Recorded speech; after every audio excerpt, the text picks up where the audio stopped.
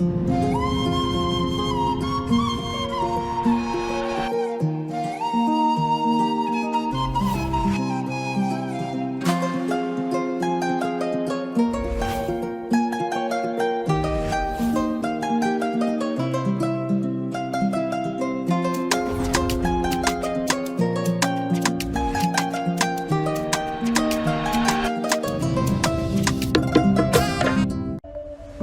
cœur de l'Afrique centrale, le nord du Congo abrite une biodiversité exceptionnelle, faisant partie de la forêt du bassin du Congo, deuxième poumon écologique du monde, mais aujourd'hui menacée par les activités humaines.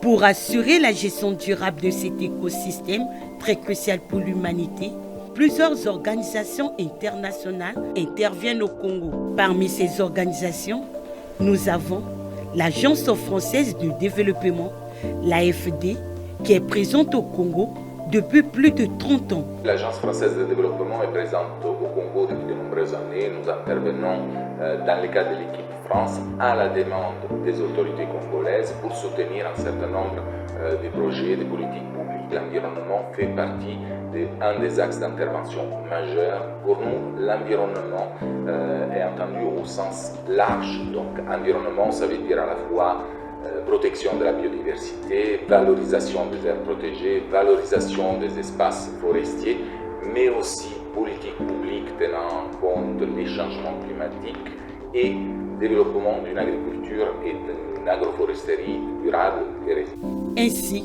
l'AFD finance au Congo plusieurs projets dans le secteur de l'environnement. À titre d'illustration, le projet Paysage forestier Nord-Congo, PPFNC, un projet sous tutelle du ministère de l'économie forestière. Son Excellence Denis Sassou Nguesso et son homologue français, Son Excellence Emmanuel Macron, ont signé la lettre d'intention pour le financement du plan d'investissement de la stratégie nationale RED, étape cruciale de ce mécanisme qui, au fil de 10 années passées de préparation, devenait comme un simple rêve, loin de la réalité des attentes du pays et des communautés locales. La France a toujours œuvré à travers son agence de développement, l'AFD, à nous accompagner dans plusieurs initiatives telles que l'accord de partenariat volontaire, l'aménagement forestier, le CAFI et maintenant le projet Paysage Nord-Congo. En suivant avec beaucoup d'attention la présentation du projet que vient de faire Monsieur le coordonnateur de ce projet, nous pouvons nous rendre compte de la pertinence de ce projet et des objectifs nobles poursuivis dans le but d'assurer le maintien du continent écologique et la préservation de la diversité biologique dans le territoire du Nord-Congo, tout en incluant un développement socio-économique et un aménagement du territoire résilient. L'Agence française de développement, l'AFD, est le principal bailleur du PPFNC. Donc c'est ce lien très fort. L'AFD finance le PPFNC à hauteur de 6 millions d'euros pour toute la durée du projet. Je souligne ici que le projet a une durée de 4 ans et qui a commencé en 2020 et qui est censé pouvoir prendre fin en décembre 2024. Le projet Paysage forestier Nord-Congo est un projet dont la maîtrise d'ouvrage ici est le ministère de l'économie forestière. Ce projet innovant est un projet qui agit dans la zone d'emprise que je peux vous montrer ici, qui comprend 3 départements au niveau du Nord Congo. Il y a donc d'abord la Likwala, la Sanga et le nord de la cuvette ouest, pour une superficie globale de 9,5 millions d'hectares. Ce projet a pour finalité ici d'assurer le maintien du continuum écologique, la préservation de la biodiversité tout en développant le côté socio-économique dans la zone d'emprise du projet. Et l'objectif général du projet ici, c'est d'apporter aux gestionnaires et aux usagers de ces espaces des outils en matière de gestion de la biodiversité, d'aménagement forestier durable et de la valorisation des ressources naturelles permettant d'envisager la gestion de l'écosystème dans une vision territoriale intégrée couvrant la totalité du paysage. Pour atteindre les objectifs fixés dans le cadre de ce projet, plusieurs composantes ont été déterminées. Le projet Paysage forestier Nord-Congo est un projet qui est décliné en 4 composantes. La première composante, c'est la biodiversité et corridors écologiques. La deuxième composante, c'est le développement local. La troisième composante, c'est l'aménagement, la gestion durable. Et ensuite, la quatrième composante, c'est l'aménagement intégré du territoire dans le paysage forestier du Nord. Composante 1. Surveillance et évaluation environnementale. La première composante du projet se consacre à la surveillance et à l'évaluation environnementale. Pour mesurer l'efficacité des actions mises en place, il est essentiel de disposer des données précises et actualiser l'état des forêts. Cette composante utilise des outils modernes pour surveiller les changements environnementaux et ajuster les stratégies en conséquence. Grâce à ces technologies avancées, la protection de la forêt congolaise est bien assurée. L'arrivée du projet Paysage forestier Nord-Congo, pour nos projets, ça a été un offre de soulagement. Parce que dès le départ, ça nous a facilité la signature du protocole d'accord tripartite de projet qui avait expiré et on a eu pratiquement beaucoup de difficultés pour qu'on puisse le réactualiser. Ce qui se passe réellement en temps réel tous les 5 ans de la fin. Également, le projet jusqu'à présent est en train de nous faciliter, surtout en ce qui concerne les formations et le renforcement des capacités, notamment en gestion des projets et également en gestion des équipes. Surtout que nous avons plusieurs personnels qui vont sur le terrain. Le PPFNC nous a doté d'avoir le matériel adéquat pour nous permettre de mieux réaliser nos missions. Donc, que ce soit les ordinateurs, que ce soit les imprimantes, donc les ordinateurs de bureau de pointe, nous permettent d'organiser les ateliers nationaux. Les ateliers nationaux SNAP, qui nous permettent de pouvoir regrouper tous les acteurs qui œuvrent dans le domaine de la préservation. C'est les donateurs, c'est-à-dire ce sont eux qui nous avaient recrutés. Les donateurs nous ont donné aussi des dotations. Nous, tout ce qu'on nous donne, c'est la préservation. Pour moi, c'est comme une lumière qui envoie sur le parc, sur l'autre. Le projet de gestion des écosystèmes périphériques au parc national de Balémiki. Donc c'est comme si on était un peu dans l'ombre et que le PPFNC est venu encore éclairer certaines connaissances qu'on n'en avait pas avant. Donc nous sommes là en pleine formation depuis 5 mois. De cela, on a fait recruter la nouvelle commission et nous voici encore ici là depuis 2 pour une seconde formation de 1 mois. Donc je vois que ça change un peu la manière de travailler. C'est en partenariat avec la WCS que le PPFNC assure les objectifs de cette composante. L'objectif de cette composante, c'est d'améliorer la gestion de la biodiversité et la connectivité écologique à l'échelle du massif forestier. Et sur ça, on se base sur 3 résultats pour y arriver à cela. Le premier résultat, c'est que l'efficacité de la lutte anti-braconnage est renforcée. Comme nous le faisons, on a d'abord un premier point, c'est de renforcer les capacités de la cellule SMART au sein de l'ACFAP pour la gestion de la base de données SMART et la promotion du SMART auprès des sociétés forestières. Qu'est-ce qu'on a retenu comme résultat sur cette activité-là?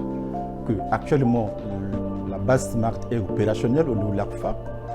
On a pris en charge dans le PPFNC 3 membres de la cellule SMART. Les indemnités sont payées, les descentes sur le terrain. Et on a équipé cette cellule en matériel bureautique et informatique. De même qu'on a doté ces 3 membres des ordinateurs pour faire bien leur travail, pour n'oublier pas que sinon ils centralisent effectivement les données smart qui proviennent de tous les sites. Et en dehors de ça, on a pu former 5 nouveaux points focaux smart qui sont les gestionnaires de base dans les sites. Et ça avec l'appui, en tout cas il faut le signaler, de Madame la ministre qui a écrit une note officielle demandant aux sociétés forestières de nommer ou encore de faire l'appel d'offres pour ces sociétés-là, pour qu'on puisse avoir les points focaux smart. C'est ce qui a été fait. Et n'oubliez pas aussi, avec ça, on appuie aussi la FAP avec l'organisation des ateliers nationaux smart. Smart, comme je disais, c'est un outil de suivi de rapportage de données de lutte anti-braconnage. Et l'objectif, c'est d'évaluer non seulement SMART, mais les opérations de lutte anti-braconnage sur le terrain. Et là où vous pourrez trouver jusqu'à 60 personnes qui se trouvent, on a les coordonnateurs, les conservateurs, les agents du ministère des communautés forestières, les ONG de conservation comme WCS, le WWF et l'Africanpa. Donc c'est comme, par le congrès c'est trop dit, mais on se retrouve pour évaluer chaque année est-ce que la pression a diminué ou pas. Et en dehors de ça, on appuie aussi l'application de la loi de la criminalité phonique et on collabore entre les acteurs. Et là, du coup, ce qu'on a fait, avec l'appui du PPFNC, on a pu signer 2 arrêtés portant des arrêtés préfectoraux portant création des plateformes de criminalité de la faune et de la flore au niveau de la Likwala et de la Sangha. Bon, ils ont comme objectif effectivement c'est sensibiliser les populations pour qu'ils puissent effectivement comprendre pourquoi le braconnage. Ce qui est plus important pour ça, c'est que non, on a à la fois les militaires, les policiers, les gendarmes, l'administration locale, c'est-à-dire que non, les sous-préfets, c'est qui sont, tout le monde se retrouve. Ce que nous retenons de la mise en œuvre du PPFNC, c'est que c'est un projet qui a donné de plus en plus de moyens pour soutenir les activités d'implémentation de SMART au niveau du SMART. Donc, c'est à travers donc, les descentes de terrain, les séances de travail organisées ainsi que des formations et des ateliers nationaux tenus annuellement. À cela s'est ajouté donc la dotation du matériel et équipement aussi bien au bénéfice de la cellule nationale SMART ACFAP et aussi des sites opérationnels du terrain. À travers le soutien apporté par le PPFNC, nous sommes passés de 12 zones de conservation à 16 au niveau national avec donc la création de 4 zones de conservation pour les Gislats. Nous venons de faire un long périple sur le terrain après que nous vous ayons défini les éléments de base du projet. Et ce périple nous a conduits successivement dans la Sangha et dans la Likwala, où nous avons pu faire parler les partenaires et les bénéficiaires du projet PPFNC. En ce qui concerne la première composante, en rapport avec la biodiversité et les connectivités écologiques, nous avons été à Kabo, où nous avons notre partenaire technique WCS qui met en œuvre cette composante. Et nous avons vu avec vous tout ce que le PPFNC a fait dans le cadre de la première composante. Ici, l'axe stratégique, c'est le renforcement de la lutte anti-braconnage. Et nous avons vu comment le PPFNC a fait des appuis divers dans le cadre de cette composante.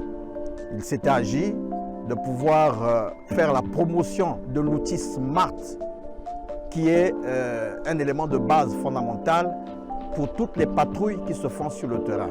Et nous avons vu avec vous comment les éléments, les données sont prises sur le terrain et sont remontées au niveau de la cellule nationale SMART qui en fait l'analyse et interprète les résultats. Nous avons aussi vu avec vous comment ce que le PPFNC a apporté des appuis divers dans le cadre des renforcements de capacité.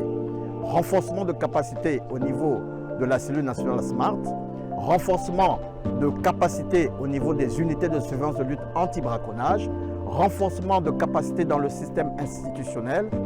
Nous avons aussi vu tout ce qui est lié aux bonnes pratiques dans le cadre de la biodiversité, donc dans sa conservation, comment est-ce que le PPFNC a doté les unités de surveillance de lutte anti-braconnage en termes d'équipement technique, en termes d'équipement nautique, en termes de tenue Nous avons regardé tous ces aspects. Nous avons aussi vu comment le PPFNC a apporté son appui sur toutes les formations de base qui ont eu lieu, notamment avec la formation initiale des éco-gardes qui venaient d'être recrutés et qui ont subi une formation militaire et paramilitaire.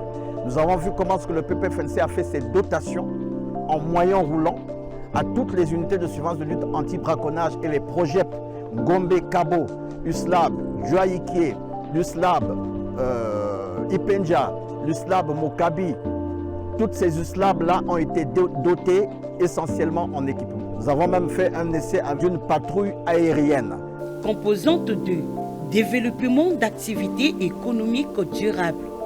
Pour assurer un avenir durable, il est important de développer des activités économiques qui respectent l'environnement.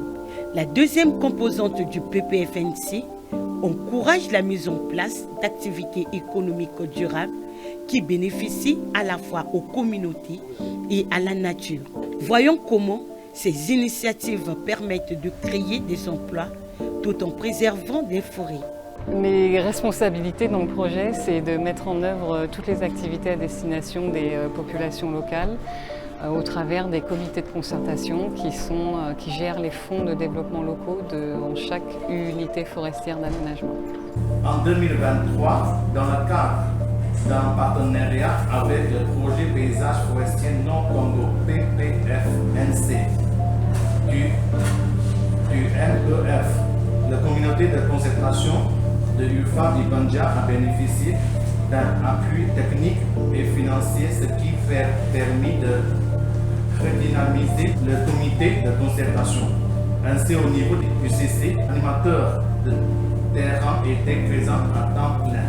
Je suis vraiment très impressionné et ravi de voir la qualité de cette plantation. Nous encourageons PPFNC de continuer comme ça. Et ça va aider nos populations. La visite que nous venons de faire de ce champ de manioc nous ravit énormément. Et pour nous, nous souhaitons que les bénéficiaires puissent s'approprier de cette technique et qu'ils puissent continuer de travailler dans ce genre afin de contribuer au développement socio-économique de notre département. Il y a eu des projets ici, mais qui s'étaient soldés par l'échec. Aujourd'hui, le projet Paysage Forestier Nord-Congo, avec les micro-projets de ce genre, nous souhaitons, au lieu que ça parte à terme, qu'on puisse faire bénéficier ce projet de Paysage Forestier Nord-Congo, la rallonge, parce que les fruits sont là. C'est rare actuellement dans la Likwala d'avoir un champ de manioc qui réussit comme ça. La visite de terrain nous a menés à Macao, là où j'ai vu comment, là ça fait 2 hectares pour 2 bénéficiaires seulement. C'est un travail énorme. Et je vais vous dire que moi je suis une femme, j'ai fait 2 hectares de champs à 6 km d'Infondo, mais je n'avais pas vu ceci, ce que je vois ici. Il n'y en avait même rien de bon. Parce que je n'avais pas été formée, effectivement, j'ai travaillé en amateur. Alors, donc, le travail abattu par le PPFNC, nous l'avons vu depuis hier au village Liboko, parce que pour ce même travail qui a été fait au village Liboko, j'ai vu les résultats lors de l'exposition des maraîchers de Liboko pendant la journée internationale de la diversité culturelle. C'était vraiment à féliciter. Alors, je reviens en disant que si on peut continuer dans cette lancée, et nous tous, à tous les niveaux, donc, nous allons participer à la diversification de l'économie. Ouais. C'est bon? Merci beaucoup pour la parole accordée. Je peux dire que le maître mot ici, c'est l'expérience à capitaliser. Parce que dans le passé, nous avions eu des gens qui nous ont accompagnés dans le FDL et ainsi de suite. mais les résultats ont été toujours médiocres. Et là, cette fois-ci, nous, on espère bien, avec toutes les formations qu'on a reçues, avec l'organisation que va nous léguer, par exemple, le paysage forestier Nord-Congo, on va désormais atteindre de bons résultats. Donc nous sommes très satisfaits de ce que nous venons de voir. Nazali formatrice, il y a Bakwanga, je suis formée par PPFNC. Donc Nazali Kolande la basi comment choisir la bonne bouture. Donc expérience au sali année oyo et pesi biso kwanga kitoko. Mosaïque en tout cas le soutien. Asepeli mingi projet oyo bayi kopesa biso makambo ya bilanga. Balakisi biso ndenge tokundaka bilanga na sepeli. En tout cas napesi merci mingi. Merci mingi na association oyo kosunga biso. To alaka na mayele ete liboso. Okunda eta ya elanga boye. Obila kwanga odzwate ezopola. Mais bayi kopesa biso mayele pona to découvrir malade oyo ezobebisa biso bakwanga. Mosaïque toyiko ye bango à travers bango. Merci na bango. Ndengo bapesi biso pe makase bapesi biso mwa machine oyo ezoyede pe biso na kati ya mboka. Au lieu de tokende kokaze fufu na tonri, en tout cas na makawa, soki kote na biso nani to bandite, oke kota baninga boke kokra. Ya liboso nazo remercie nani coordinateur congolais bakanisi biso pe na makao. Na mama okyo babandaki kopesa biso esungi biso na bilanga oyo. Malgré bandoko bakobebisa me quand même na ano tosali bilanga minene. Ya mibale lisusu na mboka toaki na bamulin te tobandaki kotuta fuka kotuta.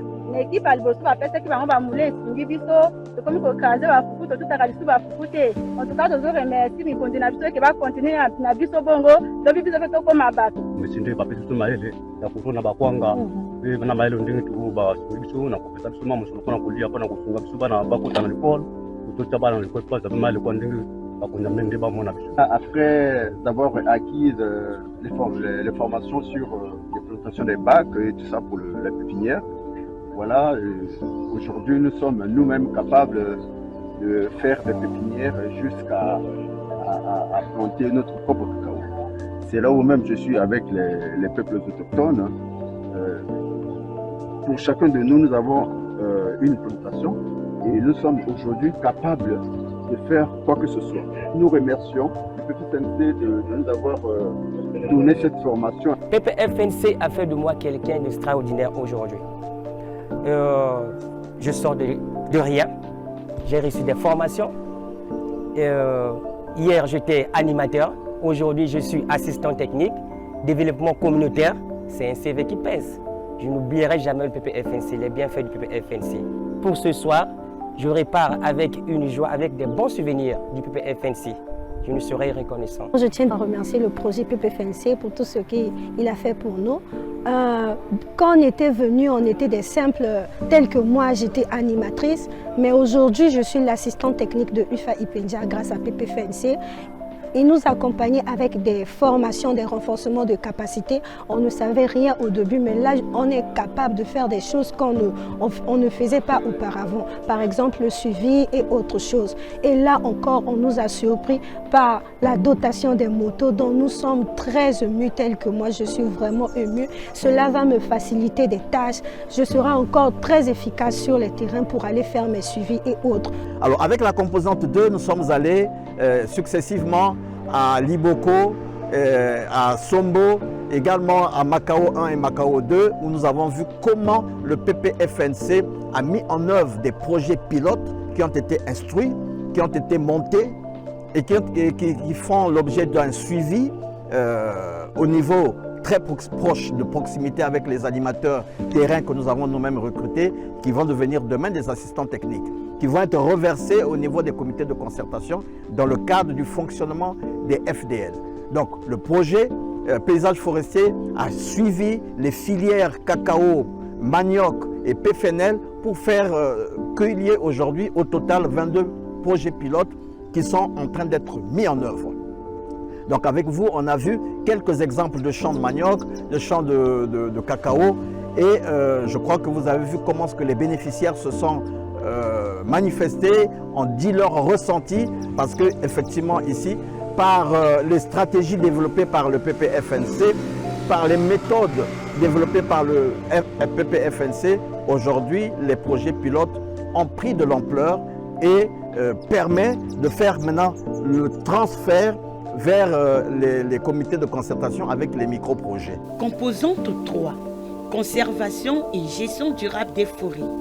La troisième composante du PPFNC se concentre sur la conservation et la gestion durable des forêts. Les forêts du Nord Congo sont un trésor écologique, abritant une biodiversité unique et jouant un rôle crucial dans le climat global.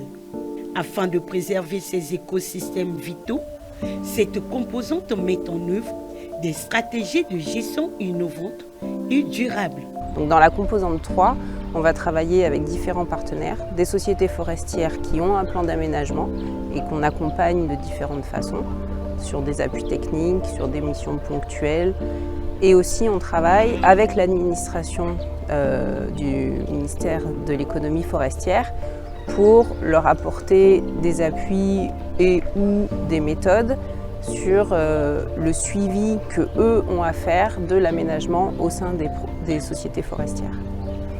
Donc par exemple, très prochainement, on a une mission qui sera la 3e, qui est une mission où on a un expert qui travaille pour le PPFNC, qui accompagne toute une délégation du CENIAF et de la DGEF, qui eux vont aller sur le terrain au sein de 3 sociétés forestières pour suivre la mise en œuvre du plan d'aménagement. Donc ils vérifient certains critères, ils vérifient qu'ils sont respectés ou non, pour ensuite éventuellement donner des directives pour améliorer les choses, ou alors juste constater que les choses se passent correctement sur le terrain.